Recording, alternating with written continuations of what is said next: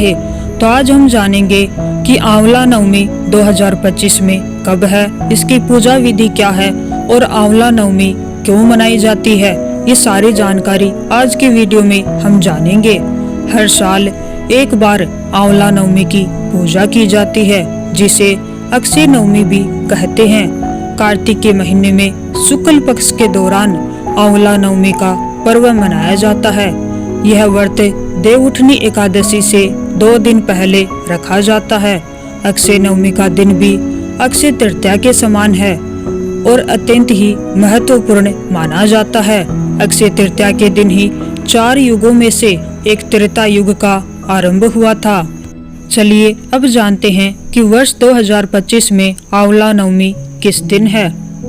पंचांग और उदय तिथि के अनुसार 31 अक्टूबर के दिन आंवला नवमी मनाई जाएगी। नवमी तिथि 30 अक्टूबर को 10:06 पर प्रारंभ होगी तथा इसका समापन 31 अक्टूबर को सुबह 10:03 पर होगा।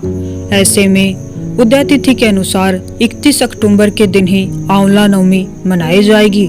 चलिए अब हम आंवला नवमी के पूजा का शुभ मुहूर्त जानते हैं। तो आंवला नवमी के दिन सुबह 6:32 से 10:03 तक पूजा का शुभ मुहूर्त रहेगा। इस समय में आप आंवले की पूजा कर सकते हैं। चलिए अब जानते हैं कि आंवला नवमी की पूजा किस प्रकार की जाती है। अक्षय नवमी के दिन पवित्र नदी या सरोवर में स्नान कर स्वच्छ वस्त्र धारण करना चाहिए।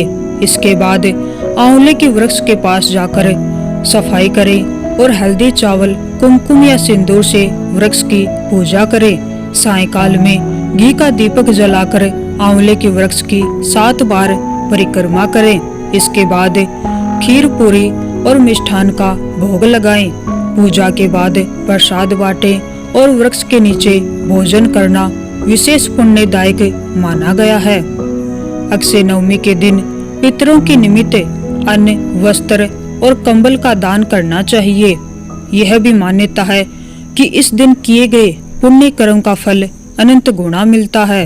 आंवले के वृक्ष के पास पितरों का तर्पण भी किया जाता है। इस दिन पवित्र वृक्ष के नीचे बैठकर भोजन बनाना और भोजन करना अत्यंत फलदायी माना गया है। अक्षय नवमी को आंवला नवमी के नाम से जाना जाता है और इस शुभ दिन पर भगवान कृष्ण ने अपने कर्तव्यों को पूरा करने के लिए वृंदावन से मथुरा की यात्रा की थी और यही वह दिन था जब सतयुग की शुरुआत हुई थी। तभी से इस महापर्व की शुरुआत हुई। ऐसा कहा जाता है कि इस दिन भगवान विष्णु की पूजा करने से अक्षय फलों की प्राप्ति होती है।